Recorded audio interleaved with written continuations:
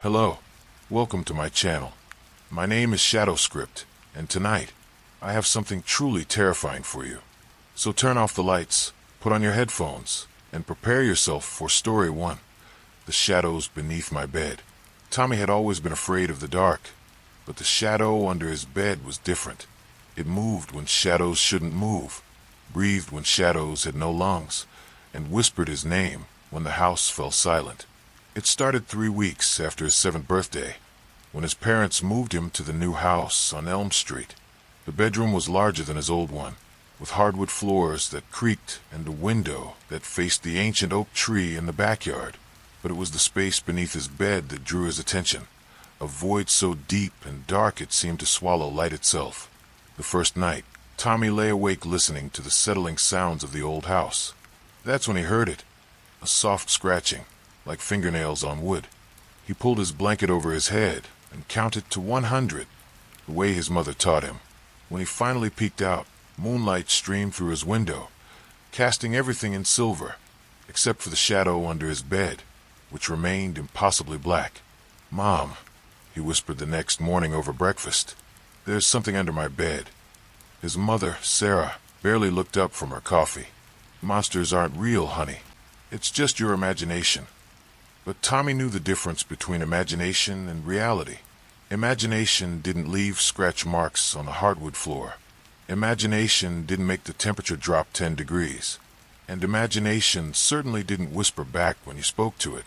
The second night, Tommy tried sleeping with his nightlight on. The small bulb cast a warm glow across his room, pushing back the darkness in every corner except one. The shadow beneath his bed seemed to absorb the light, growing deeper and more defined. As he watched, it began to take shape, not quite human, but not entirely inhuman either. "Tommy," it whispered, and his blood turned to ice. He squeezed his eyes shut and covered his ears, but the voice seemed to come from inside his head now.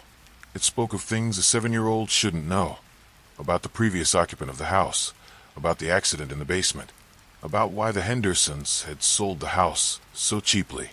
By the third night, Tommy had developed a system. He would run from his bedroom door and leap onto his bed, keeping his feet off the floor. He stacked books and toys around the edges, creating a barrier between himself and whatever lurked below. But barriers, he learned, were only as strong as the fear that built them. The shadow began to grow. What started as a darkness confined to the space under his bed now stretched across the floor, creeping up the walls like spilled ink. Tommy's parents attributed his exhaustion and pale complexion to adjustment stress, but Tommy knew better. The thing was feeding on something, his fear, his sleep, his very essence. "You can't hide from me forever," the shadow whispered on the 4th night. "I've been waiting so long for someone like you, someone who can see." Tommy's father, Mark, worked late most nights, leaving Sarah to handle bedtime routines. She would read Tommy a story, tuck him in, and kiss his forehead before turning off the lights. But she never stayed long enough to see what happened after. The shadow began to take more solid form as the days passed. Tommy caught glimpses of it in his peripheral vision, a hunched figure with 2 long arms and fingers that ended in points. It would slide across the floor when he wasn't looking directly at it, always staying just out of clear sight. On the 7th night, Tommy decided to confront it. "What do you want?" he whispered into the darkness. The temperature in the room plummeted. His breath came out in visible puffs as the shadow beneath his bed writhed and shifted. When it spoke, its voice sounded like wind through dead leaves. "I want to play, Tommy. I've been alone for so long." "Who are you?" The shadow paused, as if considering whether to answer. "I was like you once. I lived in this room, slept in this bed, but I made a mistake. I looked too long, listened too closely, and now I'm part of the darkness." Tommy's heart hammered against his ribs. What mistake? I trusted it when it said it just wanted to play. The revelation hit Tommy like a physical blow. The shadow wasn't just some random monster. It was a child, trapped and twisted by whatever malevolent force inhabited this room. But if that was true, Then what was the thing that had originally corrupted the child? As if reading his thoughts, the shadow under his bed began to change. The childlike form dissolved, revealing something much older and more terrible underneath. The darkness expanded, no longer confined to the space beneath his bed, but filling the entire room like black water. Tommy scrambled for his flashlight, but the beam seemed to bend around the creature, creating no circle of safety. The thing rose from the floor, a writhing mass of shadow and malice, with eyes like burning coals and a mouth that opened too wide. "You've seen too much," it hissed. "Now you must choose. Join us willingly, or be taken." Tommy's mind raced. The trapped child had tried to warn him, but the warning had come too late. The entity had been patient, feeding on his fear for over a week, growing stronger with each passing night. Now it was ready to claim another victim. But Tommy remembered something his grandfather had told him before he died. "Sometimes, kiddo, the only way to beat the darkness is to become brighter than it can swallow." With trembling hands, Tommy reached for the lamp beside his bed. Not to turn it on. That wouldn't be enough. Instead, he grabbed the exposed bulb and squeezed, letting the filament shatter in his palm. The electric shock was instant and painful, but it did something else too. It caused every light in the house to surge and flicker, creating a strobe effect that seemed to confuse the shadow creature. In that moment of confusion, Tommy saw the truth. The entity wasn't some ancient evil. It was a parasite that fed on fear and isolation. It had trapped other children before, using them as bait to lure in new victims. The shadow child had been its first meal in this house, but Tommy could see others too, layer upon layer of trapped souls. "I'm not afraid of you," Tommy said, and meant it. The creature recoiled as if struck. "And I'm not alone." He began to call out, not to his parents, but to the trapped children. One by one, they began to answer. Their voices were weak, but they were still there, still fighting. The shadow child was the first to break free, stepping out of the darkness that had held him for so long. The parasite shrieked as its food source turned against it. Each freed child weakened it further, until it was nothing more than an ordinary shadow cast by moonlight. In the sudden silence that followed, Tommy heard his parents' footsteps on the stairs. "Tommy, are you all right?" his mother called. "I'm fine, Mom," he answered, and for the first time in a week, he meant it. The next morning, Tommy's parents found him sleeping peacefully, with sunlight streaming through his window and ordinary shadows doing ordinary shadow things. They never learned what had really happened that night, but they noticed that Tommy seemed older somehow, more confident. The house on Elm Street remained on the market for another 6 months before the next family moved in, but the room that had been Tommy's stayed empty. Sometimes, late at night, neighbors reported seeing a warm light in the window. Not electric, but something softer and more comforting. The light of children looking out for each other, making sure no one else would have to face the darkness alone. The lease was too good to be true, which should have been Daniel's first warning. A 2-bedroom apartment in downtown Portland for $800 a month? In a building that wasn't falling apart? There had to be a catch. The landlord, Mrs. Chun, was a nervous woman in her 60s who kept glancing at the ceiling while she showed him around apartment 12B. She spoke quickly, as if eager to finish the tour and leave. "The previous tenant left suddenly," she explained, jingling her keys. "Very sudden. Left most of his things." Daniel ran his fingers along the freshly painted walls. "Any idea why?" Mrs. Chen's laugh was strained. "Oh, you know how it is. People get ideas about old buildings. This place was built in 1924. Lots of history. The apartment was perfect for Daniel's needs. Fresh out of college with a job at a local newspaper, he needed something cheap and close to downtown. The mysterious circumstances of the previous tenant's departure didn't bother him much. He'd lived in enough sketchy places during his student years. "I'll take it," he said. Mrs. Chen's relief was palpable. "Wonderful. Just, if you hear anything unusual, it's probably just the building settling. Old pipes, you know." Daniel moved in on a Saturday in October. The apartment came partially furnished, which explained the low rent. The previous tenant had indeed left suddenly.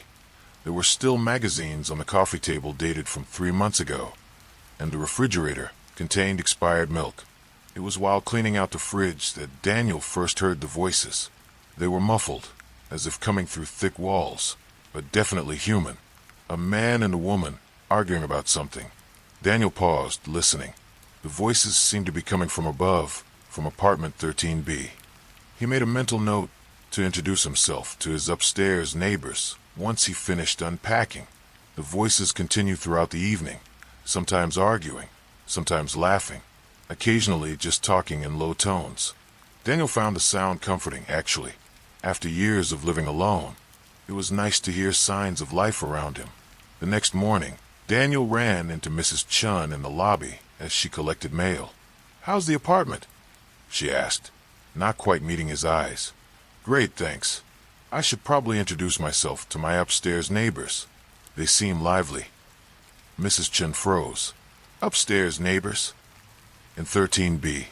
I can hear them talking sometimes. I don't want to complain. They're not really loud or anything. I just thought I should be neighborly." The color drained from Mrs. Chen's face. "Mr. Morrison, apartment 13B has been empty for over a year. The last tenants, well, there was an incident. I haven't been able to rent it since." A chill ran down Daniel's spine. "What kind of incident?" "Murder-suicide," Mrs. Chen whispered. "Harold and Margaret Winters. Married 43 years. He snapped one night, killed her, then himself. The police said they'd been arguing about money, about Harold's gambling debts. The neighbors complained about the shouting for weeks before it happened." Daniel's mouth went dry. That's impossible. I heard them just last night." Mrs. Chin shook her head vigorously. "Old buildings play tricks on you. Sound carries strangely. You're probably hearing the couple in 14A, or maybe the television from 11B. But Daniel knew what he'd heard. The voices had been directly above him, in what should have been an empty apartment. That night, he listened more carefully. The voices started around 9 o'clock, just as they had the night before. This time, Daniel could make out some of the words. "Told you we couldn't afford it, Harold. Just one more game, Maggie. I can win it back. 30 years of this. I'm tired of your promises." Daniel grabbed a glass and pressed it against the ceiling, an old trick he'd learned for eavesdropping in college. The voices became clearer, more distinct. An elderly man and woman arguing about money, about debts, about broken promises. The conversation had an eerily repetitive quality, as if they were having the same fight over and over again. Around midnight, the argument escalated. The woman's voice became shrill, desperate. The man's voice turned ugly, threatening. Then came the sounds Daniel would never forget. A struggle, a scream cut short, a heavy thud. Silence. Then, a few minutes later, another thud. Daniel called the police. "You want us to check on a murder in an empty apartment?" The desk sergeant sounded skeptical. "I know how it sounds, but, sir, unless you actually saw someone break into the building, there's not much we can do. Old buildings make noise. Could be pipes, could be settling, could be your imagination." Daniel hung up, frustrated. He knew what he'd heard. The next morning, he decided to investigate for himself. The building had 4 floors, with apartments A and B on each level. Apartment 13B was directly above his. At the end of the 3rd-floor hallway, Daniel climbed the stairs, his heart pounding with each step. The hallway was dimly lit, with old-fashioned sconces that cast long shadows. The door to 13B was painted the same institutional green as all the others, but something about it seemed different. The paint looked fresher, as if it had been recently repainted to cover something up. Daniel pressed his ear to the door. Nothing. He tried the handle, not really expecting it to turn, but it did. The door swung open with a soft creak. The apartment was identical to his own in layout, but that's where the similarities ended. The air was thick and stale, with an underlying smell of something rotten. The furniture was covered in dust sheets, and the windows were boarded up from the inside, but it was the walls that made Daniel's blood run cold. They were covered in writing, thousands of words scrawled in what looked like pencil. sometimes overlapping, sometimes following neat lines like a demented ledger. As Daniel's eyes adjusted to the dim light, he could make out some of the phrases. Harold owes $50,000 to Tony Marcelli. Margaret doesn't know about the second mortgage. She's going to leave me if she finds out. I can't let her leave. She knows too much. She's going to ruin everything. The writing covered every surface, walls, ceiling, even the floor. It was as if someone had gone mad, obsessively documenting every thought, every fear, every justification for what they were about to do. In one corner, Daniel found a stack of newspapers, all folded to the same page. The headline read, "Elderly couple found dead in murder-suicide." The article described Harold Winters, a retired accountant with a gambling problem, and his wife Margaret, a former teacher. They'd been found dead in their apartment after neighbors complained about the smell.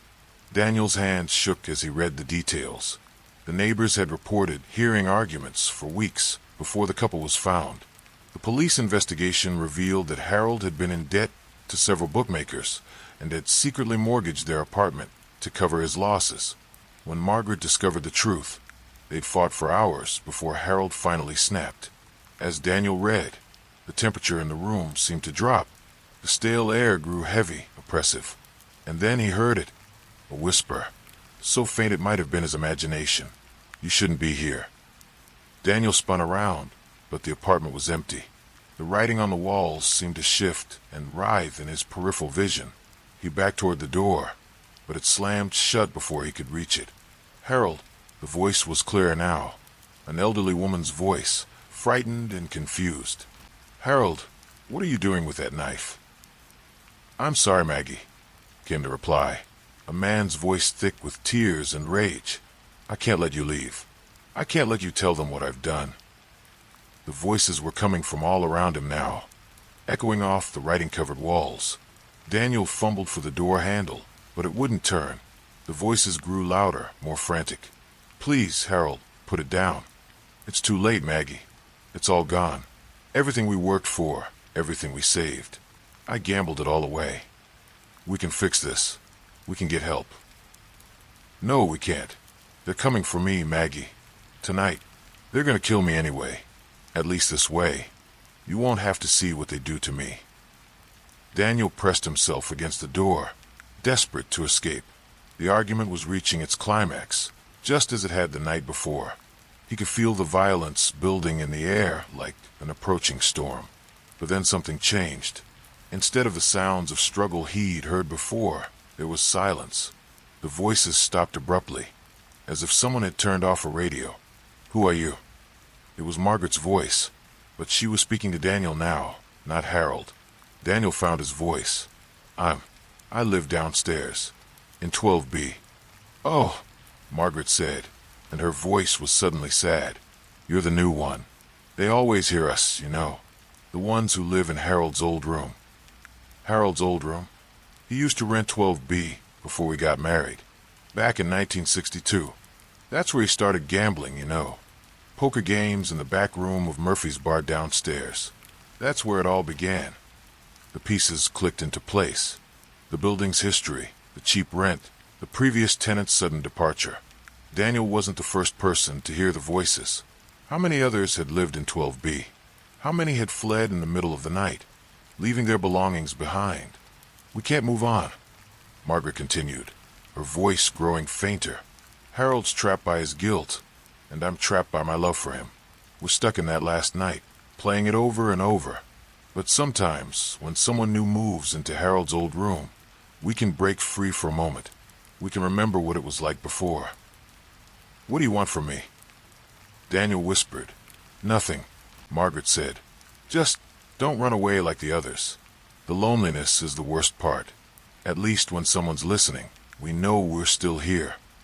The door clicked, and Daniel found he could turn the handle. As he stepped into the hallway, he heard Margaret's voice one last time. "Thank you for listening."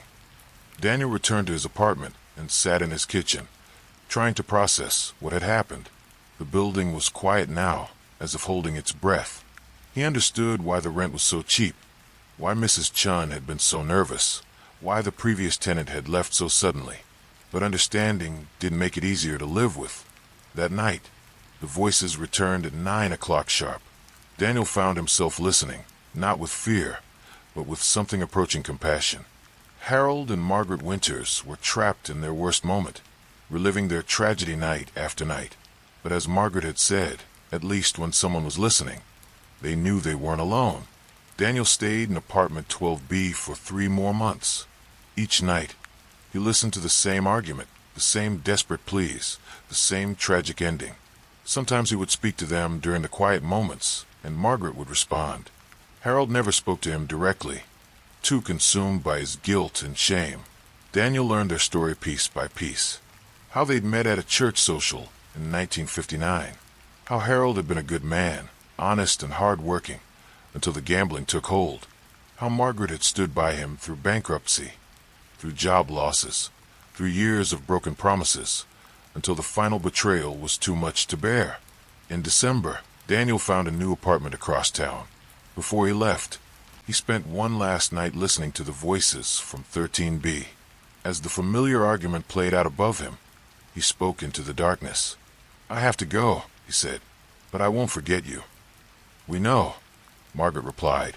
"Thank you for being our friend." Daniel packed his belongings and moved out the next morning. A week later, he saw Mrs. Chin showing the apartment to a young couple, both of them excited about the incredible deal they were getting. Daniel almost warned them.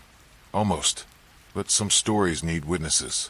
Some tragedies need to be heard, even if they can never be changed. Harold and Margaret Winters had been forgotten by the world. Their deaths just another statistic in the city's crime reports.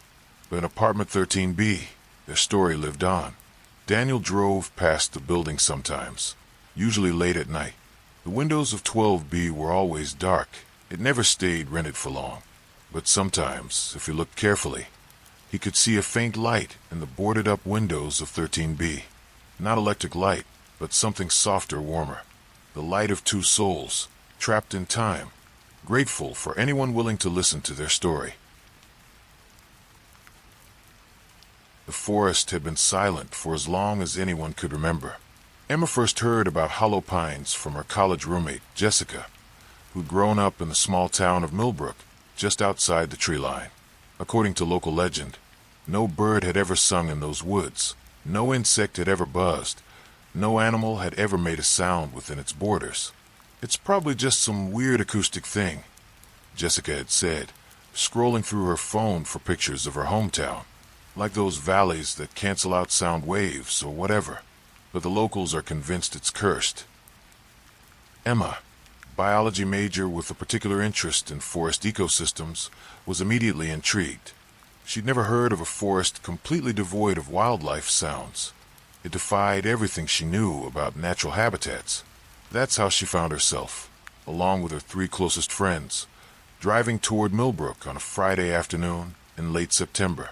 Their plan was simple: spend a weekend camping in Hollow Pines, document the acoustic phenomena, and hopefully debunk the local superstitions with some solid scientific observation. The group consisted of Emma, Jessica, Marcus, Emma's boyfriend and a photography major, and David, Jessica's older brother, home from grad school. They'd packed enough equipment to conduct a proper study: digital recorders, sound meters, cameras, and camping gear for a 3-day stay. Millbrook was exactly the kind of small town Emma had expected. One main street, a few shops, a diner that looked like it hadn't been updated since the 1950s.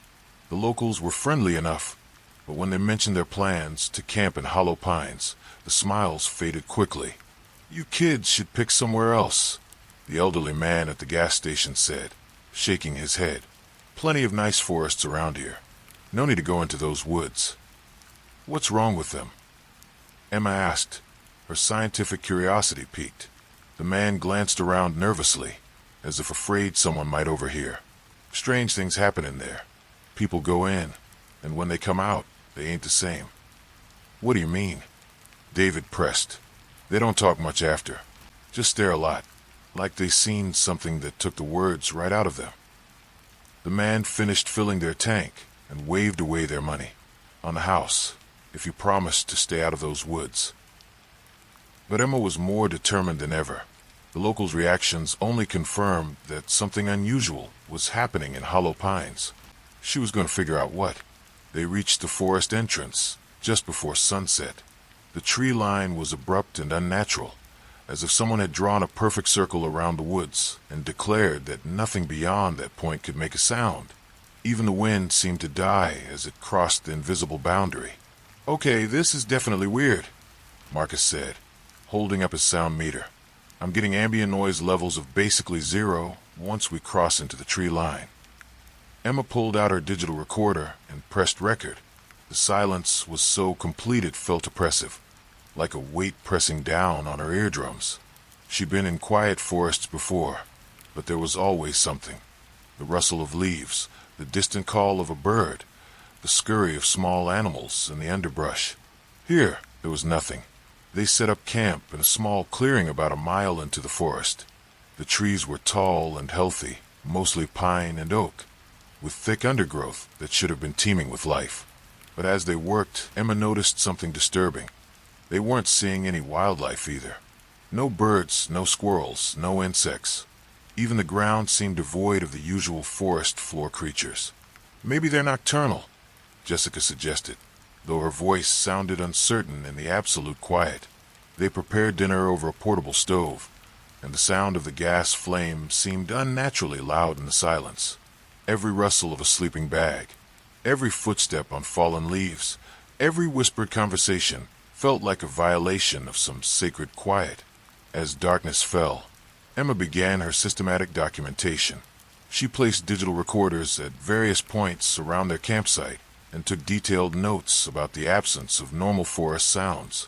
Marcus photographed everything, though his camera's shutter sounded like gunshots in the silence. It was around 10 o'clock when Emma noticed the first change. The silence was no longer just the absence of sound. It was becoming something active, something that seemed to press against her consciousness. She found herself straining to hear something, anything, but the quiet was so complete it made her ears ring. "Does anyone else feel like the silence is getting heavier?" David asked. Emma nodded. She'd been thinking the same thing. It was as if the quiet had mass, had presence. She checked her sound meter again. Still reading zero, but something was different. The quality of the silence had changed. "We should document this," she said, pulling out her notebook. But as she tried to write, she found herself struggling to find the words. How do you describe the sound of nothing? How do you quantify the weight of silence? Marcus lowered his camera. "I'm having trouble focusing," he said. "Not the camera, my eyes. It's like the darkness is thicker here." Jessica hugged her knees to her chest. "I want to go home." "We just got here," Emma protested, though she was beginning to understand the gas station attendant's warning. The silence wasn't just unusual, it was wrong. It felt malevolent, hungry. They decided to take shifts, staying awake, to monitor the equipment. Emma volunteered for the first watch. As her friends settled into their sleeping bags, the silence seemed to intensify. She sat by the dying embers of their campfire, checking her recorders every few minutes, waiting for something to happen. It was during the deepest part of the night that Emma finally understood what was wrong with Hollow Pines. The silence wasn't the absence of sound. It was the presence of something that devoured sound. She could feel it now, a vast consciousness that surrounded them, pressing in from all sides. It was ancient and patient, and it was feeding on more than just the noises of the forest. Emma tried to wake her friends, but found she couldn't speak. The words formed in her mind, but when she tried to voice them, the silence swallowed them before they could reach her lips. She shook Marcus's shoulder, but he didn't respond. She could see he was breathing, but his face was slack, vacant. Panic rising, Emma grabbed her flashlight and checked on Jessica and David. They were both alive but unresponsive, their eyes open but unseeing, staring up at the canopy of trees above them. The silence had taken something from them. Not their lives, but something equally precious. Emma understood now why people left Hollow Pines different. The silence didn't just consume sound. It consumed the part of the human soul that needed to communicate, to connect, to reach out to other living beings. It fed on the very essence of what made people human. She had to get her friends out of the forest before the silence took her too. Emma began breaking down their camp, working frantically in the absolute quiet. She could feel the malevolent presence growing stronger, pressing against her mind, trying to take her voice, her thoughts, her very sense of self. But she fought back, holding on to her identity through sheer force of will. She managed to load their unconscious friends into their sleeping bags and drag them toward the tree line. It was exhausting work, made worse by the way the silence seemed to sap her strength. With each step deeper into the forest, she felt more of herself slipping away. But Emma had one advantage the silence hadn't counted on: her scientific training. She understood that every phenomenon, no matter how supernatural it seemed, had to follow certain rules. The silence was contained within a specific area, which meant it had boundaries. And if it had boundaries, it could be escaped. She pressed forward, dragging her friends through the underbrush, fighting against the oppressive weight of the quiet.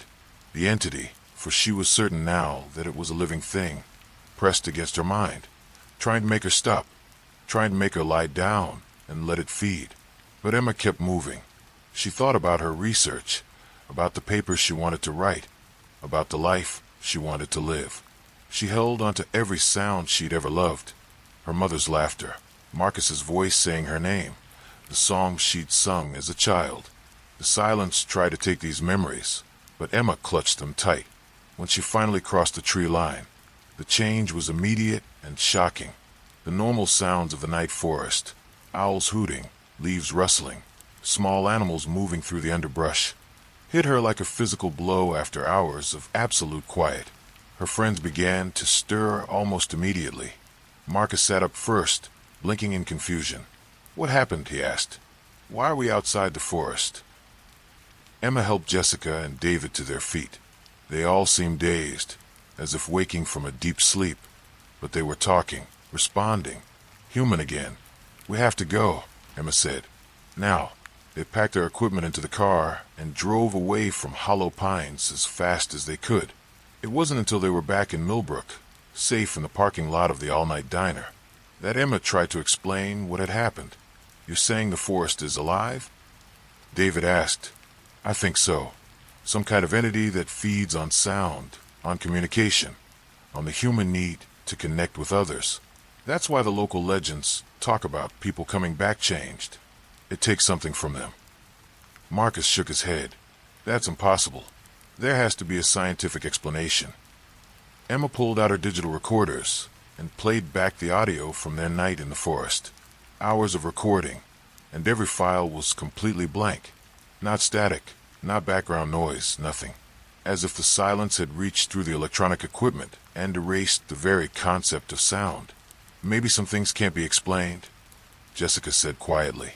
"Maybe some things are just meant to be left alone." Emma never published her research on Hollow Pines. She tried, several times, but every time she sat down to write about their experience, the words wouldn't come. It was as if the silence had taken her ability to communicate about what she'd seen, leaving her with only the memory and the knowledge that some mysteries were too dangerous to solve. Years later, Emma became a respected forest ecologist, but she never ventured into another quiet wood. She'd learned that silence could be more than just the absence of sound.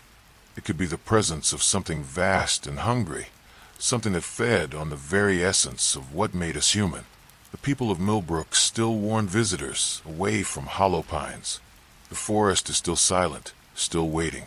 And sometimes, late at night, Emma wakes from dreams of absolute quiet and finds herself grateful for every sound in the world.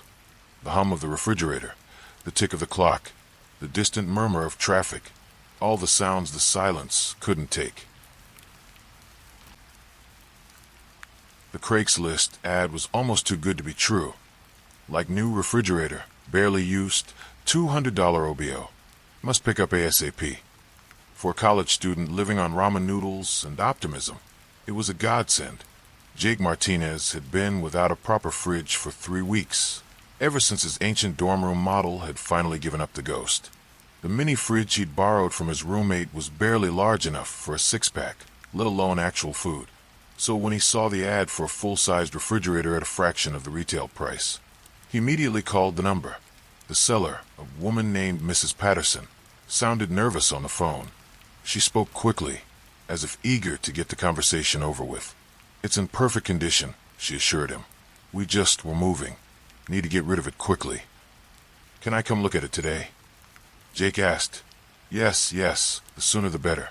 But I should mention, the freezer is locked. We lost the key. You'll need to get that fixed yourself." A locked freezer was a minor inconvenience for such a good deal.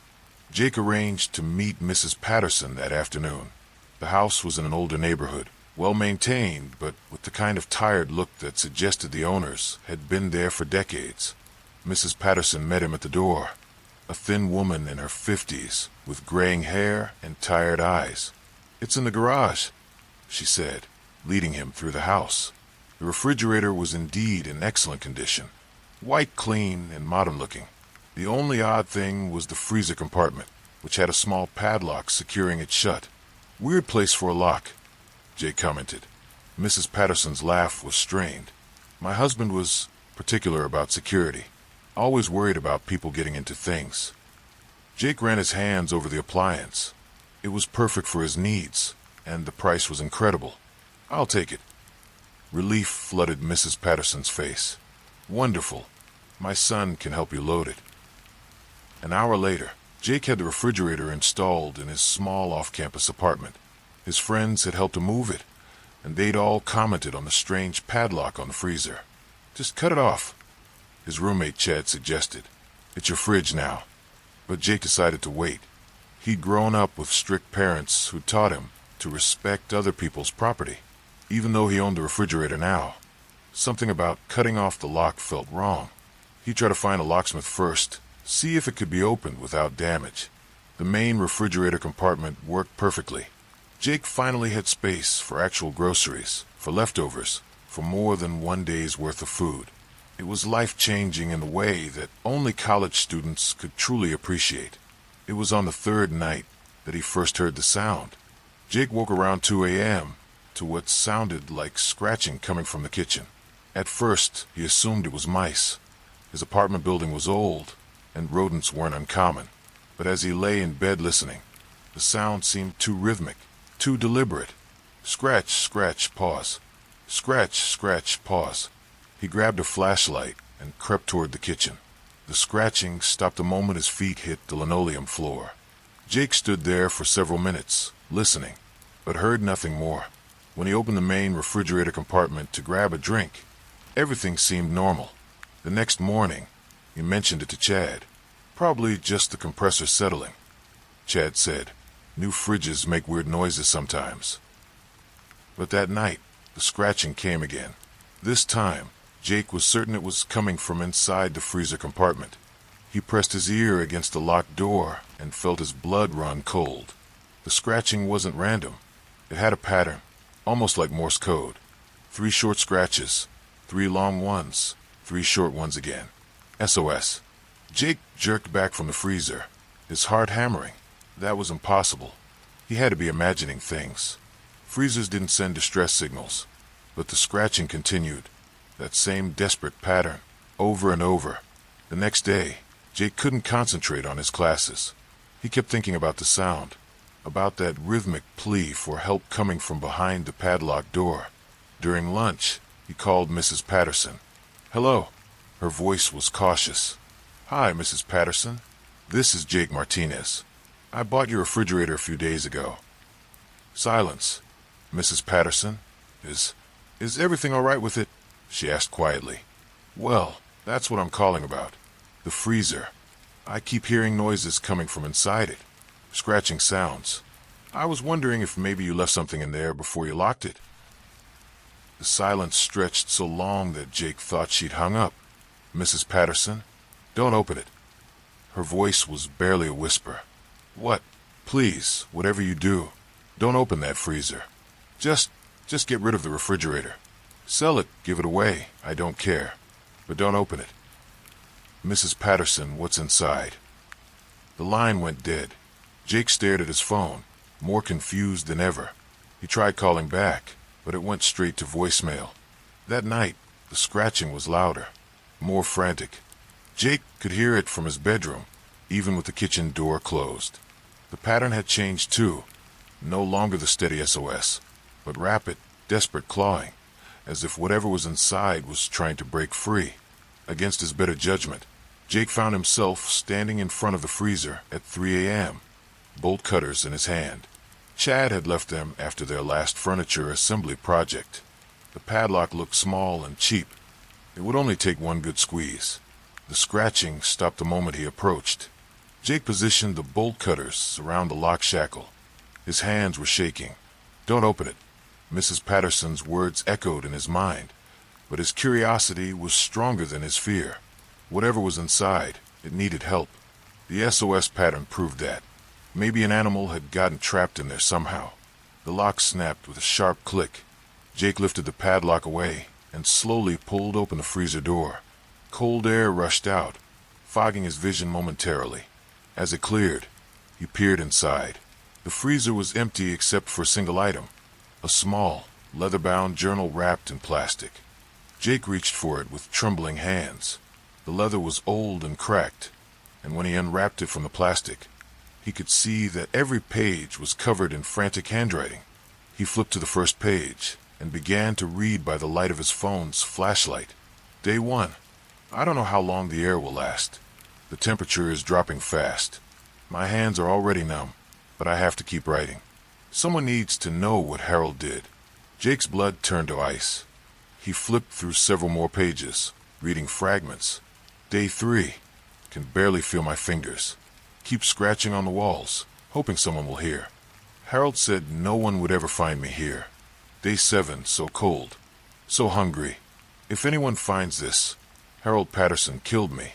He found out about the affair, and God, I can't believe this is how I'm going to die. Day 12. Gave up scratching. No strength left. Tell my children I love them. Tell them their father is a monster. The final entry was barely legible, the handwriting weak and shaky. Jake dropped the journal, his stomach churning. The scratching sounds, they weren't coming from something alive. They were an echo, a psychic imprint of someone's final, desperate days. Someone had died in this freezer. His phone buzzed with text message. Unknown number. You opened it, didn't you? I'm sorry. I tried to warn you. Now she knows you found her. She won't rest until everyone knows what Harold did to her. I couldn't live with the guilt anymore, but I couldn't face the truth either. I'm sorry for passing this burden to you. Mrs. Patterson. Jake's hand shook as he typed back. Who is she? What happened? The response came quickly. My husband's secretary, Lisa Chun. She went missing 2 years ago. Police never found her body. Harold made me help him cover it up. Said it was an accident, but I read her journal. I know what he did. I should have called the police, but I was terrified. After Harold died last month, I couldn't stand having that thing in my house anymore. Jake looked back at the open freezer, at the journal lying on his kitchen floor. A woman had died in there, trapped and terrified, while her killer lived his life free. Another text arrived. She wants justice, Jake. That's why she scratches. That's why she won't stop. Take the journal to the police. It's the only way to make her rest. As if in response to Mrs. Patterson's words, the scratching began again. But this time, it wasn't coming from the freezer. It was coming from all around him. The walls, the ceiling, even the floor beneath his feet. The desperate, rhythmic scratching filled the entire apartment, growing louder and more insistent until Jake had to cover his ears. Then, as suddenly as it began, it stopped. In the silence that followed, Jake made his decision. He picked up the journal and his car keys. It was time to call the police. Epilogue. 6 months later, Jake read the newspaper headline with grim satisfaction. Cold case solved. Missing woman's remains found after anonymous tip leads to arrest. Harold Patterson had been dead for over a year, but the evidence in Lisa Chen's journal had led investigators to her remains, buried in the Pattersons' backyard. Mrs. Patterson had been arrested as an accessory after the fact, but Jake had heard she'd received a lenient sentence in exchange for her cooperation. The refrigerator sat in Jake's kitchen, working perfectly. The freezer compartment had been silent ever since the night he'd taken the journal to the police. Lisa Chen could finally rest. But sometimes, late at night, when the apartment was quiet, Jake could swear he heard something else coming from the freezer. Not scratching this time, but something softer. Something that almost sounded like a whispered, "Thank you." Sarah first noticed her on a Tuesday night in October. Just a silhouette behind the sheer living room curtains, small, motionless, like a child standing perfectly still. Sarah blinked, rubbed her eyes, and looked again. Nothing. "Mom, did you see that?" She called to her mother in the kitchen. "See what, honey?" There was someone behind the curtain. Her mother appeared in the doorway, dish towel in hand. Probably just shadows from a streetlight. You know how it plays tricks. But Sarah knew what she'd seen. The figure had been too distinct, too deliberate. A child-sized shadow that hadn't moved even when the autumn wind rustled the trees outside. The next night, she was there again. This time, Sarah crept closer to the window. The curtains were drawn, but the fabric was thin enough that she could make out shapes. There, a small figure standing maybe 3 feet from the glass, completely still, not swaying, not breathing, not even shifting weight from one foot to another. Sarah's heart hammered as she reached for the curtain cord, but before she could pull it back, the shadow moved. Just slightly, a tilt of the head, as if it had noticed Sarah watching. Sarah stumbled backward, knocking over a side table. The lamp crashed to the floor, and when she looked back at the window, the shadow was gone. "Everything okay in there?" her mother called. "Fine. Just knocked something over." But it wasn't fine. Nothing about this was fine. The third night, Sarah was ready.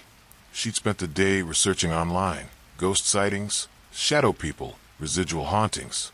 The house was old, built in 1952, and she'd found records of previous tenants. Nothing unusual, though, just families like theirs. She positioned herself on the couch with a clear view of the window and waited. 8:30 came and went. 9 o'clock. 9:15. Then, at exactly 9:23 p.m., the shadow appeared. This time, Sarah forced herself to stay calm. She studied the figure carefully. It was definitely child-sized, maybe 8 or 9 years old. The posture was wrong, though, too rigid, too unnatural. Children fidgeted. They moved. They breathed. This thing did none of those things. Sarah stood slowly and approached the window. The shadow didn't react. She was close enough now to see details through the curtain. The figure wore what looked like a dress or nightgown. Long hair fell past thin shoulders. Gathering her courage, Sarah pressed her face close to the glass and whispered, "Hello." The shadow turned toward her. Sarah gasped and jerked back. In that brief moment when the figure had turned, she'd seen, or thought she'd seen, the impression of a face through the curtain. Hollow, dark spaces where I should be. That night, Sarah couldn't sleep. She kept the bedroom door open and listened for sounds from the living room. Around 3 a.m., she heard something that made her blood freeze. The soft sound of footsteps on hardwood, but they were coming from inside the house. The next morning, Sarah's mother noticed her exhaustion. Bad dreams again. Sarah hesitated. Her mother would think she was losing it. Something like that. "You know, Mrs. Henderson next door mentioned something interesting yesterday. She said the previous tenants had a daughter who died tragically, hit by a car right out front. She was only 9. Sarah's coffee cup slipped from her hands, shattering on the kitchen floor. "When?" she managed to ask. "Oh, years ago. 1987, I think she said. Poor little thing was walking home from a friend's house after dark. Driver never even stopped." That evening, Sarah couldn't bring herself to go into the living room. She stayed in her bedroom, door locked, until her mother came home from work. "The strangest thing happened today," her mother said over dinner. "I was doing laundry, and I could swear I heard a child's voice from the living room. Just for a second. Thought maybe the TV was on, but when I checked, it wasn't." Sarah's fork clattered to her plate. What did it sound like? Like someone saying, "Help me." But it was probably just the neighbor's TV through the walls. That night, at 9:23 p.m. exactly, Sarah positioned herself in the living room again. But this time, she had a plan. She'd found the previous tenant's contact information online, the girl's parents, who'd moved away shortly after the accident. The shadow appeared right on schedule. "I know who you are," Sarah said softly to the window. "Your name was Emma Patterson. You were 9 years old. You were walking home from Jennifer Murphy's house when it happened." The shadow went completely still, stiller than before, if that was possible. "You've been trying to get home, haven't you? But you got confused. This isn't your house anymore." Sarah's voice was shaking now, but she continued. "Your parents don't live here. They moved to California. But I found their number. I can call them. I can tell them you're trying to come home." For a long moment, nothing happened. Then, slowly, the shadow raised one small hand and pressed it against the glass. Sarah's breath caught. Through the curtain, she could see the tiny handprint. "I'll help you," she whispered. "But you have to stop coming inside the house. You're scaring us." The shadow tilted its head, considering. "I promise I'll help," Sarah said. "But only if you stay outside. Deal?" The shadow nodded once, then began to fade. Not moving away, actually becoming transparent, dissolving like mist. Sarah spent the next day trying to find the courage to call Emma's parents. What would she say? How do you tell someone their dead daughter is trying to come home? But that evening, at 9:23 p.m., Emma appeared again. This time, though she wasn't alone, there were 3 shadows behind the curtain now. 3 small figures standing in a line, all perfectly still, all waiting. Sarah's blood turned to ice as she realized the truth. Emma hadn't been trying to go home. She'd been trying to bring her friends with her. Sarah backed away from the window, her hands shaking as she reached for her phone. But before she could dial, she heard it, the soft sound of knocking. Not on the front door, on the living room window. Asterisk knock. Knock. Knock asterisk. 3 small hands tapping against the glass in perfect unison. And then, for the first time in 3 weeks, Sarah heard Emma speak. "Can we come in and play?" The voice was hollow, empty, like an echo from the bottom of a well. It seemed to come from everywhere at once, the walls, the ceiling, the floor beneath Sarah's feet. Sarah ran. She locked herself in her bedroom and called 911. But what could she tell them? That dead children were asking to come inside. The knocking continued all night. Sometimes on the living room window, sometimes on Sarah's bedroom window, sometimes on windows that didn't exist. In the morning, Sarah's mother found 3 small handprints on the outside of every window in the house. They were burned into the glass, as if pressed there by hands made of acid. "We need to move," Sarah told her mother. "Don't be ridiculous. It's probably just neighborhood kids playing pranks." But Sarah knew better. She'd seen Emma's face clearly now, pressed against the glass in the early morning light. It was gray and mottled, with dark holes where eyes should be and a mouth that opened too wide. That night, Emma brought more friends. Sarah counted 7 shadows behind the curtain, then 10, then too many to count. And this time, when they knocked, Sarah heard something that made her scream. They weren't knocking from outside anymore. They were knocking from inside the walls. Marcus had worked at the Grandview Hotel for 3 years, and in all that time, he'd never once seen room 609 occupied. The door was always locked, the Do Not Disturb sign permanently affixed, and housekeeping was specifically instructed to skip it during their rounds. When he'd asked his supervisor about it during his first week, Mrs. Chun had given him a look that could freeze blood. "Some rooms are better left alone," she'd said. "That's all you need to know." But Marcus was curious by nature, and the mystery of room 609 gnawed at him. He'd noticed things over the years, little things that didn't add up. The elevator sometimes stopped on the 6th floor, even when no one had pressed the button. Guests complained about hearing footsteps in the hallway outside their rooms at night, but security cameras never showed anyone there. And twice, Marcus had seen housekeeping carts abandoned in the 6th floor corridor, their owners nowhere to be found. The night everything changed started like any other. Marcus was working the graveyard shift, manning the front desk, while the hotel slept around him. It was 2:30 a.m. when the elevator dinged, and he looked up to see Sarah, one of the housekeepers, stumbling out with her cart. She looked pale, shaken. "You okay, Sarah?" Marcus called out. She hurried over to the desk, glancing nervously over her shoulder. "There's something wrong with the 6th floor," she whispered. "I was cleaning 605, and I kept hearing sounds from 609, like someone was moving furniture around in there." Marcus frowned. "That's impossible. That room's been empty for—" "I know what I heard." Sarah's voice was sharp with fear, and when I walked past the door, I could smell something, like something rotting. After Sarah left, Marcus found himself staring at the elevator. The 6th floor, room 609. What could possibly be up there that warranted such secrecy? He'd seen the records. The room hadn't been rented in over 2 years, but it was still on the books, still listed in the system. And every month, someone paid the room charges in cash. Always cash, always the exact amount, left in an envelope at the front desk with no name attached. At 3 a.m., Marcus made a decision that would haunt him for the rest of his life. He grabbed the master key card and headed for the elevator. The 6th floor was eerily quiet as the elevator doors opened. The hallway stretched out before him, dimly lit by wall sconces that flickered intermittently. Room 609 was at the far end, and as Marcus approached, he noticed the air growing colder with each step. The smell Sarah had mentioned was there too, faint but unmistakable, sweet and cloying, like flowers left too long in a vase. Marcus stood before room 609 and studied the door. It looked ordinary enough, except for one detail that made his skin crawl. The "Do Not Disturb" sign wasn't hanging from the handle like normal signs.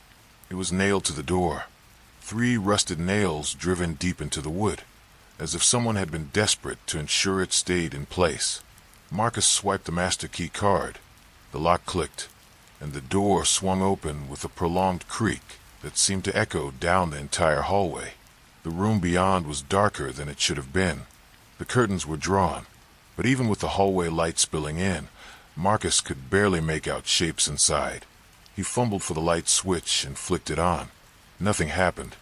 He tried again, clicking the switch up and down repeatedly. Still nothing. Marcus pulled out his phone and activated the flashlight.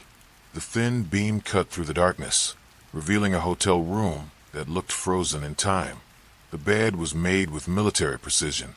Suitcases sat neatly arranged on the luggage rack. Toiletries were organized on the bathroom counter as if someone had just checked in, but everything was covered in a thin layer of dust. Marcus stepped into the room, his footsteps muffled by the thick carpet. Something about the space felt wrong. Not just empty, but actively hostile.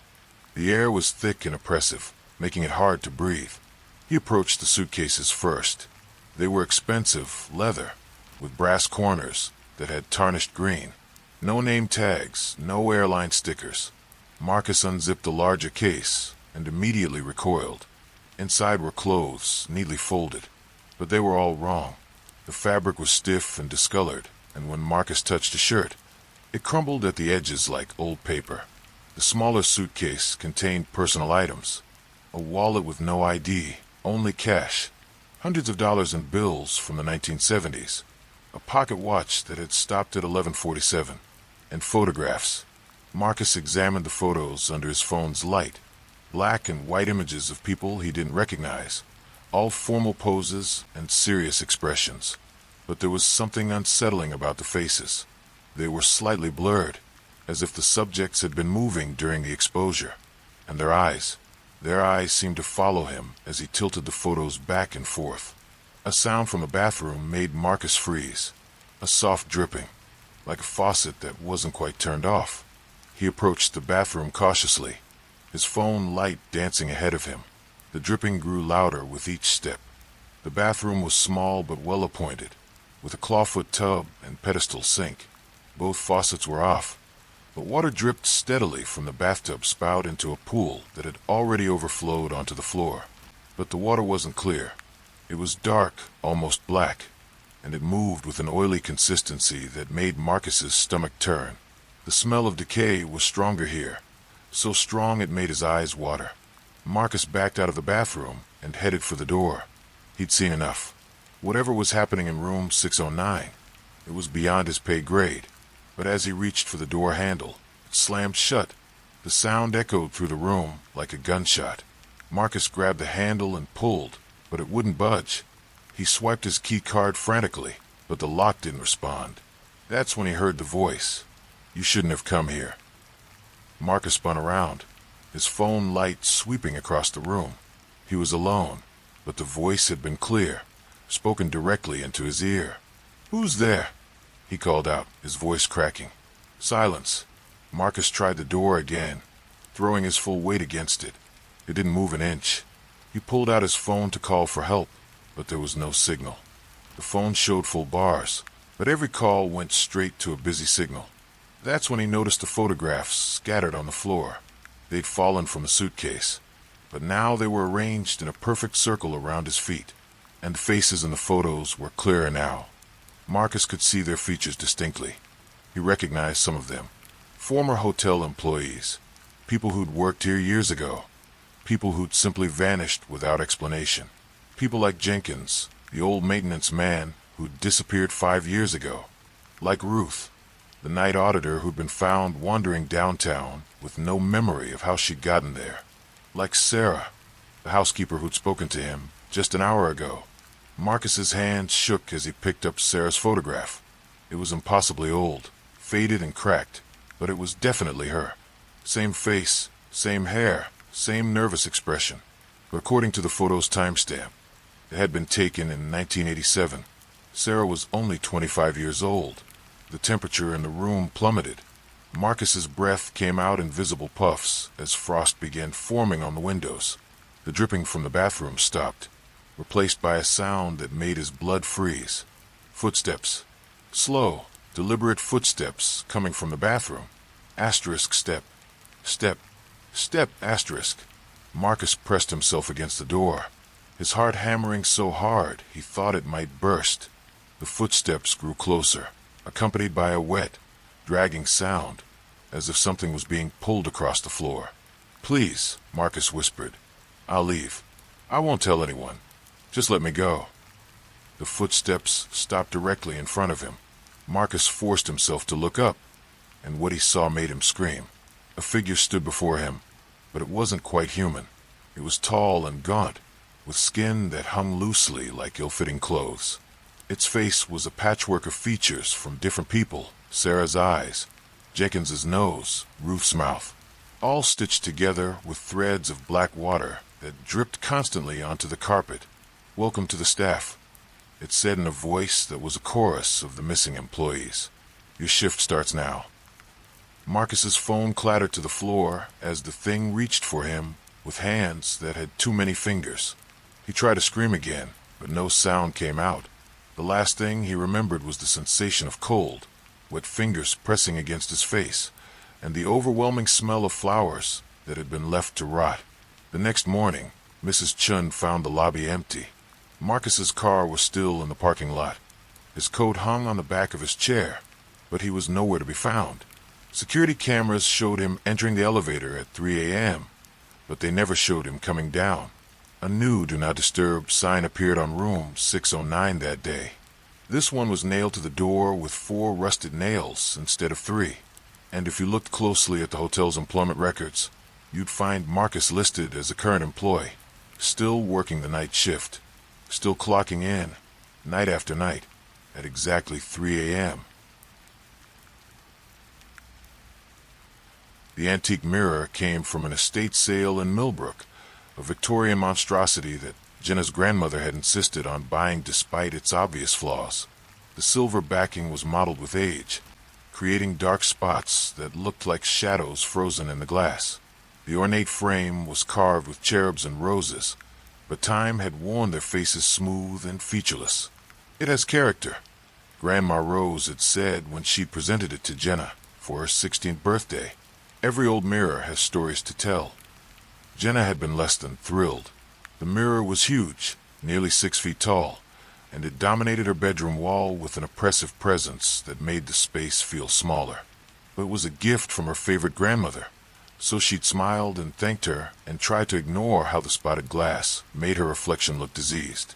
The first sign something was wrong came 3 days after the mirror was installed. Jenna was getting ready for school, applying mascara while half awake, when she noticed her reflection doing something strange. The mirror Jenna finished applying mascara to her left a full second before real Jenna did. She blinked, shook her head, and tried again. This time, both Jennas moved in perfect synchronization.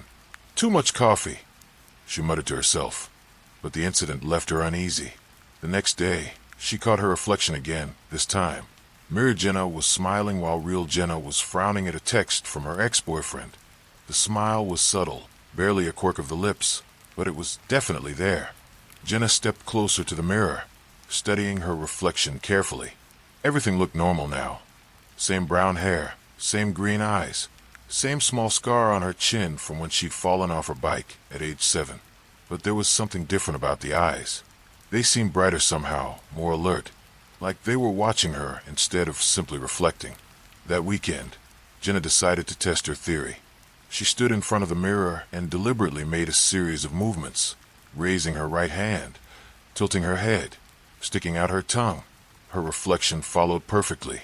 But Jenna could swear there was a delay, like the mirror was thinking about each movement before copying it. She tried a different approach. Without warning, she spun around and then immediately spun back to face the mirror. Her reflection was still turning around. Jenna's heart pounded as she watched Mirror Jenna complete the spin, as if it had been caught off guard, and was hurrying to catch up. When their eyes met again, Jenna saw something that made her blood run cold.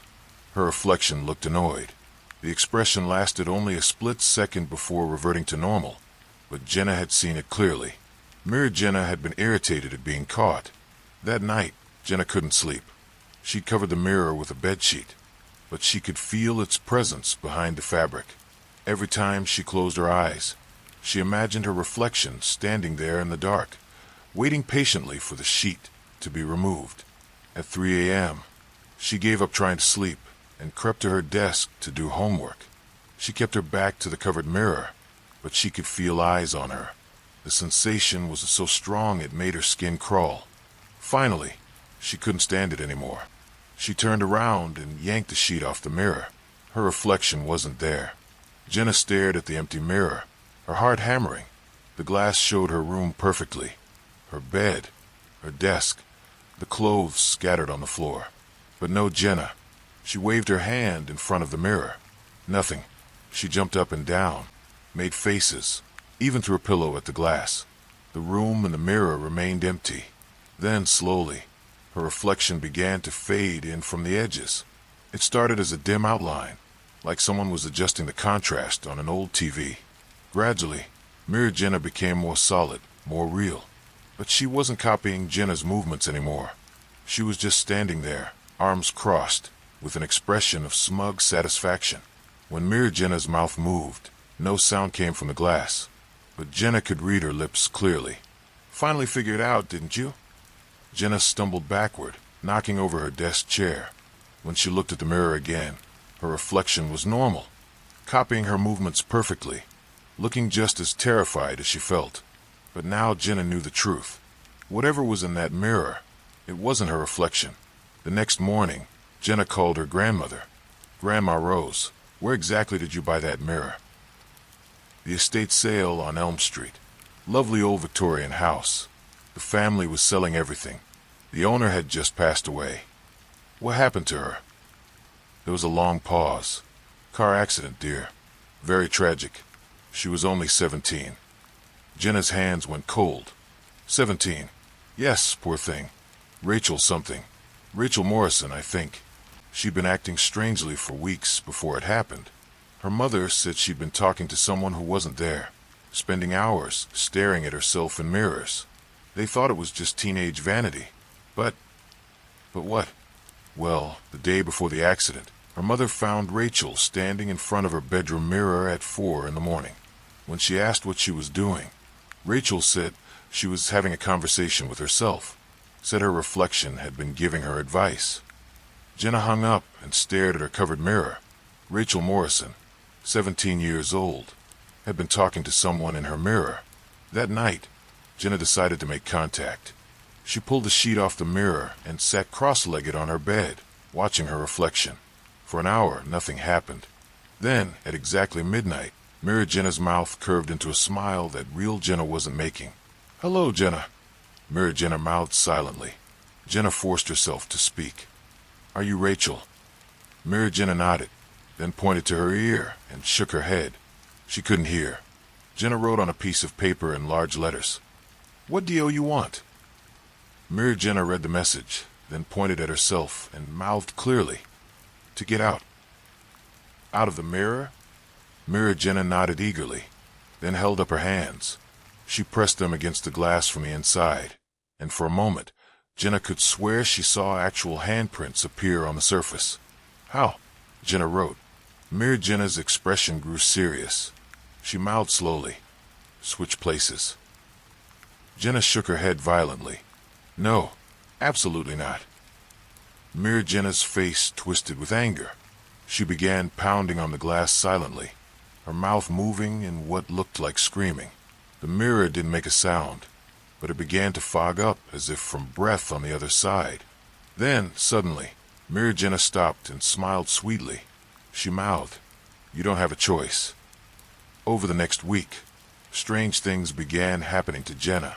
She would find herself standing in front of the mirror with no memory of walking there. She started losing time. Hours would pass without her noticing. Friends and family mentioned that she'd been acting different lately, though they couldn't explain how. Jenna realized she was losing herself piece by piece. Every time she looked in the mirror, a little more of her seemed to stay behind in the glass, while something else came back with her. She tried to destroy the mirror, but the hammer bounced off the glass without leaving a mark. She tried to move it, but it seemed impossibly heavy, as if it were rooted to the wall. She even tried covering it permanently, but the sheets kept falling off no matter how she secured them. The night everything changed, Jenna woke up standing in front of the mirror. She had no memory of getting out of bed. Mirror Jenna was there waiting for her, but something was different. Mirror Jenna looked more solid, more real, and real Jenna felt faint, translucent. "Almost time," Mirror Jenna mouthed. Jenna tried to back away from the mirror, but her feet wouldn't move. She looked down and gasped. She could see through her hands to the floor below. She was fading. "Please," Jenna whispered. "I don't want to die." Mirror Jenna's expression softened slightly. "I didn't want to die either," she mouthed. "But I did, and now I'm trapped. Do you know what it's like, being stuck in a reflection? Watching life go by, never being able to touch anything, never being able to leave. But this isn't fair." "Fair?" Mirror Jenna laughed silently. "I was 17. I had my whole life ahead of me. The mirror took that away. Now it's your turn." Jenna felt herself being pulled forward, toward the glass. Her hands stretched out involuntarily, reaching for the mirror's surface. "Wait," she said desperately. "What if we both found a way out? What if instead of switching places, we both escaped?" Mirror Jenna paused, interested. "The mirror needs someone inside it, right? What if we found someone else?" Mirror Jenna considered this, then shook her head. "It has to be someone who looks in it regularly. Someone who forms a connection. It took months for me to build up enough presence to switch. We don't have time to find someone else." Jenna's fingers were almost touching the glass now. She could feel the cold emanating from its surface. "Then we break the connection," Jenna said. "We both refuse to feed it. We both starve it until it has to let us go." "That's impossible. It won't let us." "Then we make it impossible for anyone else to look in it. We get it locked away somewhere, stored in a place where no one will ever see it again." Mirror Jenna's eyes lit up with hope. "You think that would work?" "It's worth trying, but you have to stop pulling me in. You have to let me stay on this side long enough to arrange it." For a long moment, Mirror Jenna said nothing. Then, slowly, she nodded. The pulling sensation stopped. Jenna stumbled backward, solid once again. The next day, Jenna called a moving company and arranged for the mirror to be picked up and taken to a storage facility across town. The movers complained about its weight and how it seemed to resist being lifted, but they eventually got it loaded onto their truck.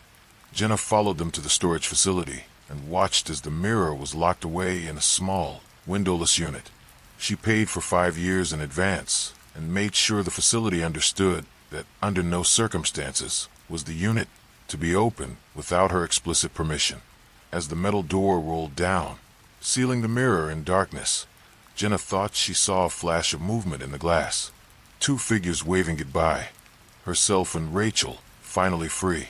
But late at night, when Jenna passed by reflective surfaces, she sometimes caught glimpses of movement that didn't match hers. And every month, she received a bill from the storage facility with a note. Unit remains secure.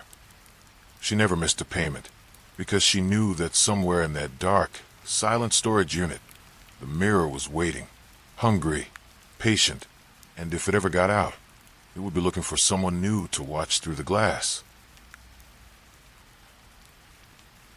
The Hartwell family had gotten the old farmhouse for a steal, 40 acres and a Victorian-era home for less than half its market value.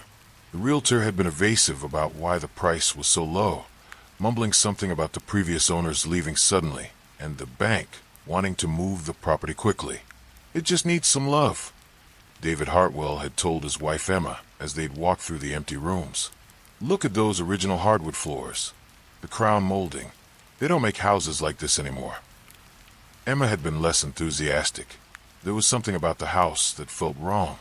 The way sounds echoed strangely in certain rooms, how the temperature seemed to drop near the walls, the persistent smell of dampness despite the dry weather. But David was a contractor, and he saw potential where Emma saw problems. Their twin daughters, Sophie and Lily, were excited about having their own rooms for the first time in their 8-year-old lives. So Emma had swallowed her reservations and signed the papers. The renovations began immediately. David threw himself into the project with characteristic enthusiasm, tearing out old wallpaper, replacing outdated electrical work, and refinishing floors. Emma focused on the decorating, choosing paint colors and curtains, while the girls explored their new home. It was during the second week of work that David found the first bone. He'd been removing the wainscoting in the dining room when his crowbar had punched through the wall, revealing a hollow space behind the wood paneling. When he'd shined his flashlight into the gap, something white had gleamed back at him. Probably just an old foundation stone, he'd muttered. But when he'd reached in to pull it out, he'd known immediately what he was holding. It was a human finger bone. David had stared at it for a long moment, his mind racing. Old houses sometimes had unusual construction materials. Maybe it was from a medical skeleton, left behind by a previous owner who'd been a doctor. There had to be a reasonable explanation. He decided not to tell Emma. Not yet. Not until he knew more. But over the next few days, David found more bones. Always behind walls. Always in the hollow spaces between studs. A rib bone behind the kitchen backsplash. Part of a skull beneath the stairs. What looked like an entire hand scattered throughout the living room walls. By the end of the week, David had collected enough human remains to fill a shoebox. That's when he started hearing the whispers. It began as a soft susurrus in the walls, like mice scratching or pipes settling. But as David listened more carefully, he began to make out words. Help us.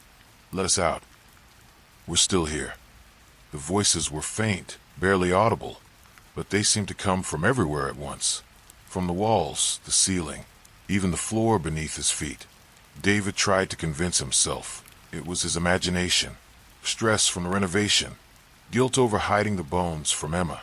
But the whispers grew louder each day, more insistent. And they weren't the only strange thing happening in the house. Emma had noticed it first. The girls have been having nightmares, she told David over breakfast. They say they hear people talking in their room at night. It's probably just the house settling. Old places make all kinds of noises. But Emma wasn't convinced. Sophie drew a picture yesterday. She said it was the people in the walls. It was disturbing. David had looked at the drawing. It showed stick figures pressed against what looked like the inside of a container, their mouths open as if screaming. Above them, Sophie had written in her careful 8-year-old handwriting, "They want to come out." That night, David had sat up listening to the house. The whispers were clearer than ever, coming from all around him in a constant, overlapping murmur. Please, help us. We've been here so long. Let's go. Unable to stand it anymore, David had grabbed his sledgehammer and chosen a section of wall in the basement. If there were bodies hidden in the house, he needed to know. He needed to understand what he'd gotten his family into. The first swing of the hammer had punched through the drywall easily. The second had broken through the wooden lath beneath. And the third had revealed something that made David drop his hammer and stumble backward in horror. The wall cavity was full of bones, not scattered randomly like the others he'd found, but arranged carefully, lovingly almost. Skulls were lined up along the bottom of the space like a foundation. Arm and leg bones were stacked with geometric precision. Smaller bones filled in the gaps, creating a solid wall of human remains, and they were all facing outward, as if watching. David had stood there for what felt like hours, staring at the bone wall. How many people were represented here? 10, 20, more. The whispers had grown louder as he'd stood there. No longer faint murmurs, but clear, desperate voices that seemed to come from the bones themselves. Free us. Break down the walls. Let's rest. David stumbled upstairs in a daze, his mind reeling. He needed to call the police. He needed to get his family out of the house. But as he reached for his phone, he heard Emma's voice from the kitchen. David, could you come here, please? He found her standing in front of the wall where he'd been working on the backsplash. The drywall had cracked, revealing a long fissure that ran from floor to ceiling. It just opened up, Emma said, her voice shaking. I was making lunch and I heard this cracking sound, and when I turned around, through the crack, David could see more bones, fresh ones, still glistening with moisture. And as he watched, a single eye peered out from between the ribs, blinking wetly. Daddy, Sophie's voice came from behind them. The people in the walls are getting louder. They're saying they want to come out and play. David spun around to see both his daughters standing in the doorway, their faces pale but strangely calm. They've been talking to us, Lily added. They're not scary. They're just lonely. They want to be our friends. Emma grabbed David's arm, her fingernails digging into his flesh. What's happening to our house? Before David could answer, the crack in the wall widened with a sound like breaking bones. The whispers became a roar, dozens of voices crying out in unison. Let us out. Let us out. Let us out. The walls throughout the house began to crack and split. Plaster fell in chunks, revealing cavity after cavity filled with human remains. Some were old, yellowed with age. Others looked fresh, as if they'd been placed there recently. We need to leave, David said, grabbing Emma's hand. Now, but as they turned toward the front door, they found their path blocked. A figure stood in the hallway, tall, gaunt, with hollow eyes and skin that looked like old parchment. Behind him, more figures emerged from the walls themselves, stepping through the cracks as if the barriers between worlds had simply dissolved. You can't leave, the figure said in a voice like dry leaves rustling. You're home now. You're part of the family. Emma screamed and pulled the girls close to her, but Sophie and Lily didn't seem frightened. They looked up at the ghostly figures with wonder. Are you the people in the walls? Sophie asked. The figure smiled, revealing teeth like broken stone. We were, but not anymore. Now we're free, thanks to your father. He broke down the barriers that kept us trapped. David realized with growing horror what he'd done. By disturbing the bones, by breaking open the walls, he'd released whatever had been contained within them. What do you want? He managed to ask. To live again, the figure replied. To feel warm flesh and beating hearts. To be part of a family. His hollow gaze fixed on Emma and the girls. Your family.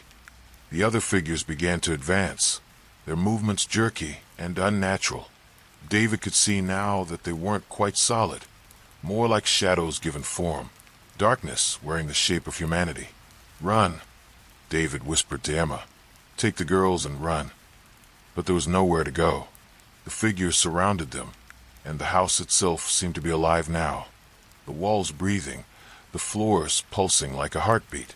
There's no escape, the figure said. This house has been collecting families for over a century. The Hartwells, the Pattersons, the Moores.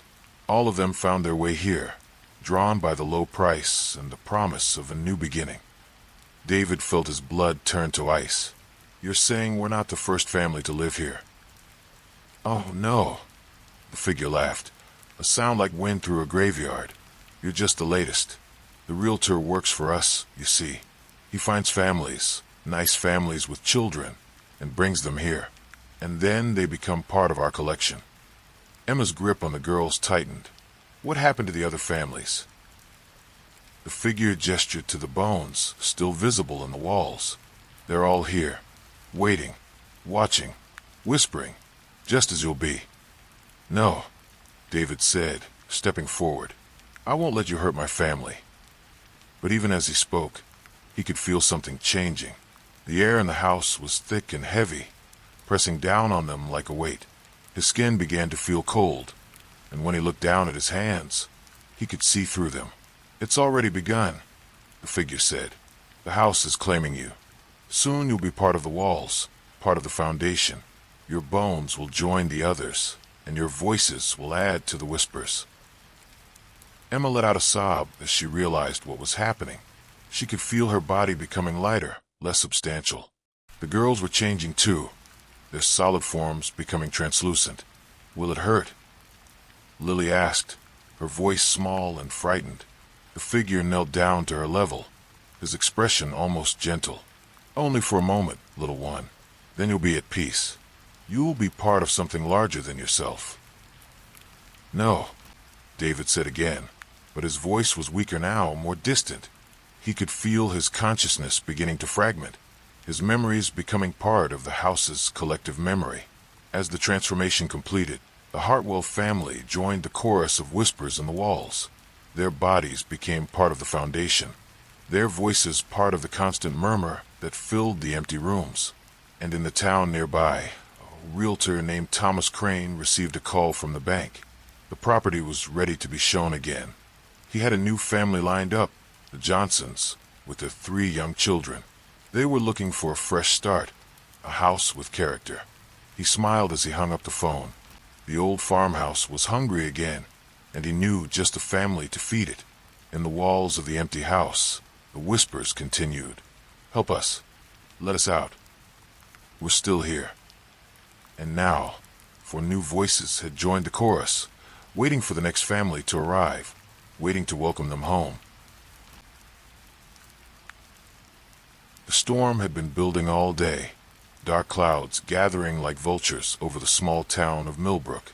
Saracen pressed her face against the kitchen window, watching the rain slash against the glass in violent sheets.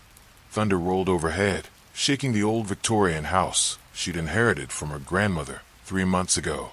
She'd been putting off the yard work for weeks, but the storm had unearthed something troubling. Through the downpour, she could see a dark patch in the backyard where the rain had washed away the topsoil, revealing what looked like fabric poking through the mud. Sarah pulled on her rain boots and grabbed a flashlight. The wind nearly knocked her over as she stepped outside, rain stinging her face like needles.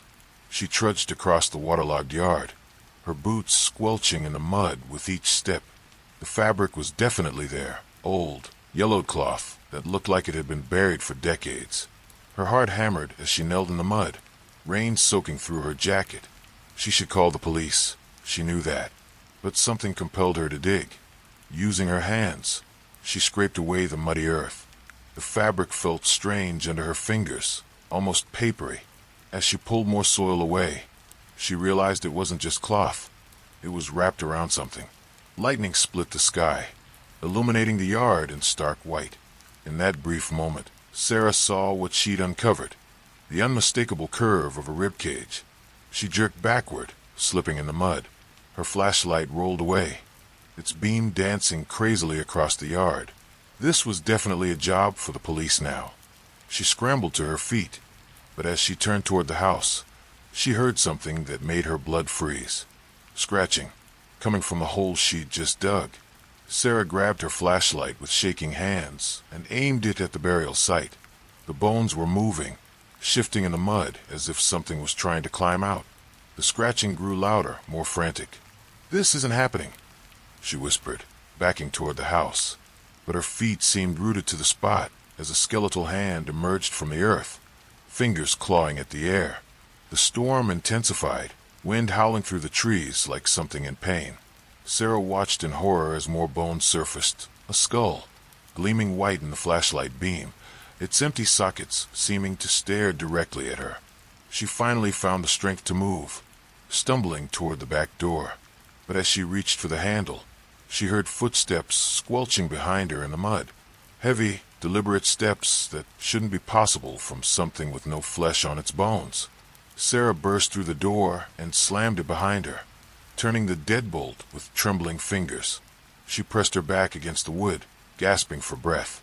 Outside, the footsteps had stopped, but she could hear something else, a slow, rhythmic tapping against the door. Tap, tap, tap, like finger bones against wood. She grabbed her phone from the kitchen counter, but the screen showed no signal. The storm must have knocked out the cell towers. The landline was dead too, just static crackling through the receiver. The tapping stopped. Sarah crept to the window and peered through the blinds. The yard was empty except for the gaping hole in the mud. Whatever had climbed out was gone. Or was it? A floorboard creaked upstairs. Sarah's breath caught in her throat. She lived alone, and she'd locked all the doors before going outside. But old houses make noise, she told herself. It's just a storm. Another creak, and then another. Footsteps moving across the ceiling above her head, leaving muddy prints on her grandmother's hardwood floors.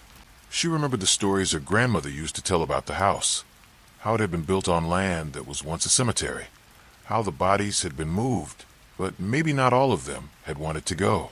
Sarah had always thought they were just stories to scare children. The footsteps stopped directly overhead, right above where she stood in the kitchen. Sarah stared at the ceiling, waiting.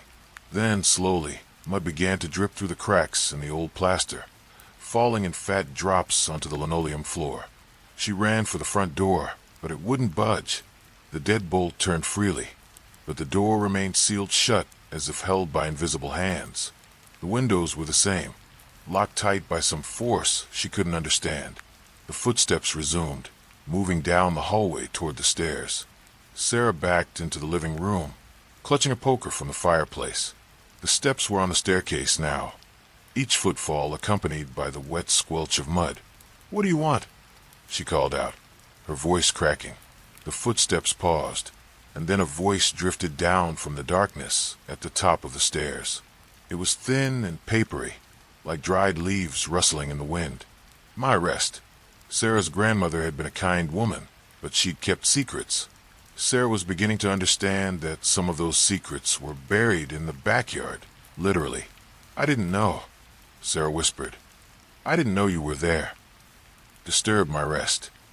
The voice was closer now, though Sarah couldn't see anything in the darkness at the top of the stairs.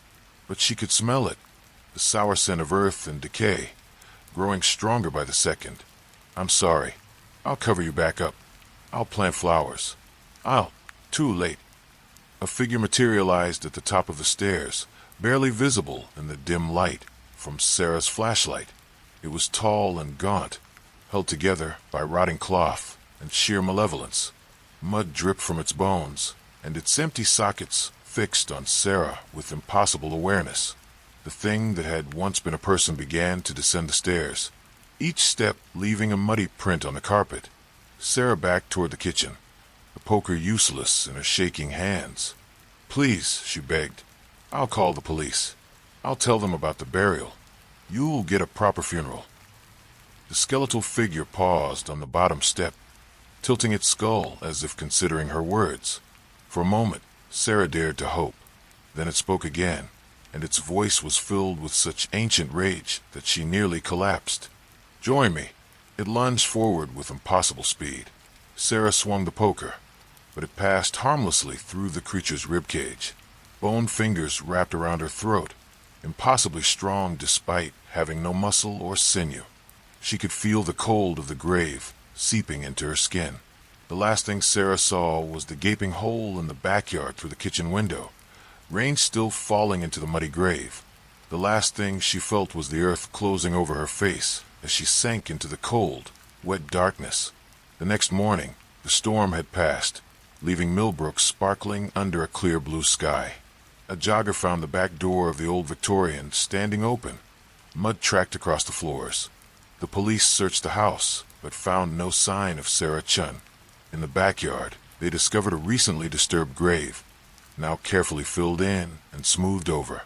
The soil was too compact to have been touched by the storm, they noted in their report. Someone had been digging, but they found no body, living or dead. The house went up for sale again within the month. The realtor mentioned to prospective buyers that the previous owner had simply vanished, probably run off to start a new life somewhere. She didn't mention the sounds that neighbors reported on stormy nights, digging in the backyard, and sometimes, when the wind was just right, two voices instead of one calling out from beneath the earth. The property is still available, if anyone's interested. The price keeps dropping, but somehow, no one ever seems to stay long enough to close the deal. The cell phone rang at 3:17 a.m., jolting Marcus awake from restless sleep. He fumbled for the device on his nightstand, squinting at the screen through bleary eyes. The caller ID made his blood run cold. David Mobile. His brother David had been missing for 5 years. His phone had been found crushed under a fallen tree in the Blackwood Forest, along with his camping gear and a torn piece of his jacket. The search teams had combed every inch of those woods for months, but David Brennan had simply vanished without a trace. The phone continued to ring, that familiar tone he'd heard thousands of times when David used to call him after late nights at the bar, or when he needed someone to talk to after their father died. Marcus stared at the screen, paralyzed. It had to be some kind of mistake, a cruel prank, or maybe the phone company had recycled the number. On the 6th ring, Marcus answered. "Hello." Static crackled through the speaker, and then, faintly, a voice he knew as well as his own. "Marcus. Marcus, can you hear me?" The voice was David's, but wrong somehow. Distant and hollow, like it was coming from the bottom of a well. Marcus sat up in bed, his heart hammering against his ribs. "David, where are you? Everyone's been looking for." "I'm lost." David's voice cut through the static.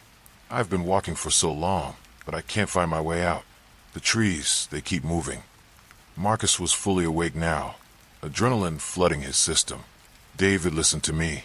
Where are you exactly? I'll come get you right now." "The woods. Still in the woods. But it's different now. Everything's different." There was a pause filled with static, and then David's voice came back, more urgent. "Marcus, you have to help me. I can see lights in the distance, but every time I walk toward them, they get further away." Okay. I'm coming. Just stay where you are and keep talking to me." Marcus was already out of bed, pulling on clothes with one hand while holding the phone with the other. "Can you see any landmarks? The old fire tower? The creek? I think I'm near where I used to camp. You remember that spot, right?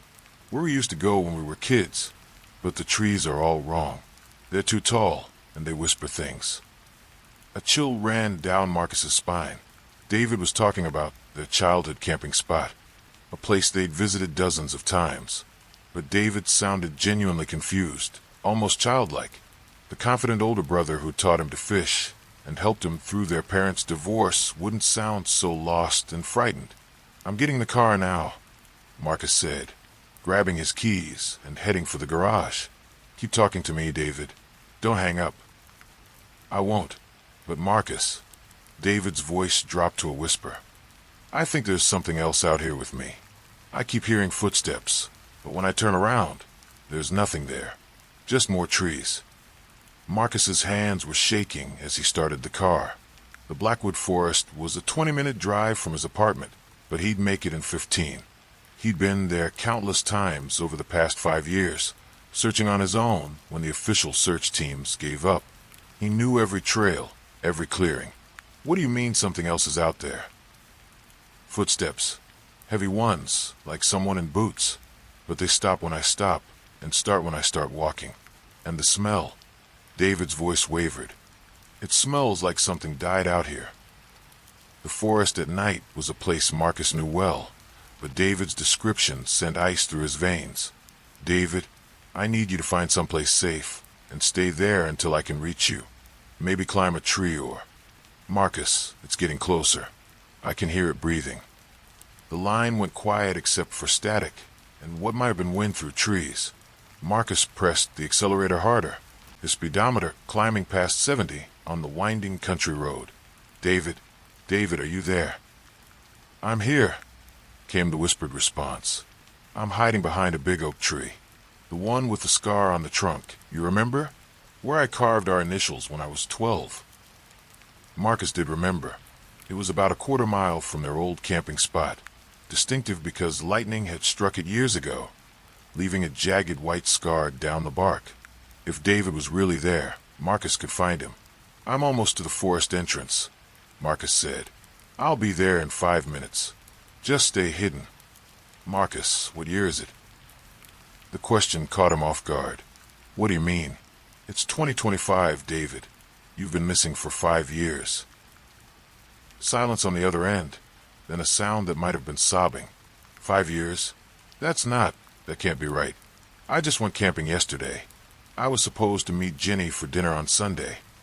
Jenny had been David's girlfriend 5 years ago. She'd moved to California 6 months after he disappeared, unable to bear the constant reminders. David, you disappeared in 2020. It's been 5 years. Everyone thought you were dead. Dead?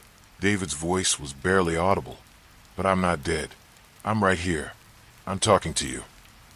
Marcus pulled into the forest parking area, the headlights of his car cutting through the darkness between the trees. He grabbed a flashlight from his glove compartment and checked his phone.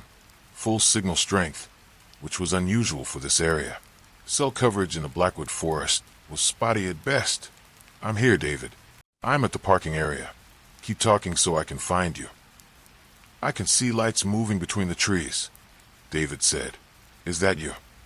Marcus looked around. His were the only lights visible, and he was still a good distance from the old camping spot. What kind of lights? Like flashlights, but they're moving wrong. Too smooth, like they're floating. A sick feeling settled in Marcus's stomach. He'd heard stories about the Blackwood forest, legends passed down by local hikers, lights that led people astray, voices that called from the darkness. He'd always dismissed them as campfire tales, but now, David, I want you to stay exactly where you are. Don't follow any lights except mine, okay? I'm coming to you. He started down the familiar trail, his flashlight beam dancing across the path. The forest was unnaturally quiet, no insects, no night birds, just the sound of his own footsteps crunching on dead leaves. Marcus, the footsteps are back. They're circling the tree. I think it knows I'm here. Hold on, I'm almost there. Marcus broke into a run, branches whipping at his face. He knew these trails by heart, had walked them in dreams and nightmares for 5 years. The old oak with the lightning scar should be just ahead. It's calling my name, David whispered, but it doesn't sound like you. It sounds like something pretending to be you. Marcus stopped dead in his tracks. What did you say? The voice. It's calling David, David, come here. But it's not right. It's trying to sound like you, but it's wrong. David, I need you to listen to me very carefully. I haven't been calling your name out loud. I've been quiet this whole time. The phone was silent except for the sound of David's rapid breathing. Then what's been calling me? Marcus felt the hair on the back of his neck stand up. Ahead, through the trees, he could see the scarred oak tree silhouetted against the night sky. But there was no sign of David. David, are you still behind the tree? Yes, but Marcus, I can see you. You're standing right in front of the tree, but you look wrong. Your eyes are black, and you're too tall. Marcus was still 50 yards away from the tree, and he could see clearly that no one was standing near it. His mouth went dry. David, that's not me. I'm still on the trail. Whatever you're seeing, don't go near it. But it knows things only you would know. It's talking about the time we got lost here when I was 14, and how Dad had to come find us. It's talking about the promise we made to always look out for each other. Marcus remembered that day clearly. They'd wandered off the main trail and gotten turned around as darkness fell. Their father had been furious when he finally found them hours later. And yes, they had made that promise, sitting by the fire afterward, vowing to always be there for each other. David, where exactly are you? Can you see me approaching the tree? You're right here. You're reaching out your hand to me. You're saying it's time to come home. Marcus was at the oak tree now, shining his flashlight all around the massive trunk. There was no one there. The forest was empty except for him. David, there's no one here. I'm at the tree, and you're not here. The silence on the other end of the phone stretched on for so long that Marcus thought the call had dropped. Then David's voice came back, different now, confused and frightened. Marcus, where are you? I can't see you anymore. The thing that looked like you just faded away. But now I can hear your voice coming from everywhere at once. Marcus spun in a circle, his flashlight beams sweeping through the trees. I'm right here at the oak tree. If you can hear me everywhere, then where are you? I don't know. I thought I was behind the tree, but now I can't find the tree. I can't find anything. It's just darkness and your voice. A terrible realization was creeping over Marcus. David, when you went camping 5 years ago, what was the last thing you remember? I set up my tent near the oak tree. I made a fire and had some dinner. Then I went to sleep, and when I woke up, it was dark and I was lost. And you've been lost ever since. Ah yes, walking and walking, but never getting anywhere. The sun never comes up, Marcus. It's always night here. Marcus's hands were shaking so badly he could barely hold the phone. David, I think you need to stop walking. What do you mean? I think you've been walking in circles for 5 years. I think you need to rest. But if I stop, will find me. The thing with the footsteps. Maybe that's okay, Marcus said softly. Maybe it's time to stop running. The phone was quiet for a long moment. Then David spoke, and his voice sounded tired in a way that went beyond physical exhaustion. I'm so cold, Marcus. I've been cold for so long. I know. Will you stay on the phone with me? As long as you need me to. Marcus heard the sound of David sitting down, leaves rustling, then footsteps approaching, heavy boots on forest floor. It's here, David whispered. Don't fight it. Marcus, yeah, tell Mom and Dad I'm sorry I didn't come home for dinner. Their parents had died 3 years before David disappeared, but Marcus didn't correct him. I will. The phone went silent. Marcus waited, listening to the static, but David's voice never came back. After an hour, the call finally ended. Marcus drove home in silence, his phone showing the call log. One missed call from David, mobile at 3:17 a.m., duration 1 hour 23 minutes. The next morning, he called the phone company. The number had been disconnected since 2020. They told him there was no record of any calls being made from it.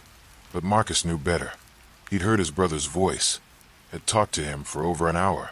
David had been lost in those woods for 5 years, calling out to the only person who'd never stopped looking for him. Marcus never went back to the Blackwood Forest. He didn't need to anymore. Sometimes, on quiet nights, he thought he could hear his phone ringing. But when he checked, there were never any missed calls. David had finally found his way home, to whatever place comes after being lost for so long. And maybe, just maybe, that was enough.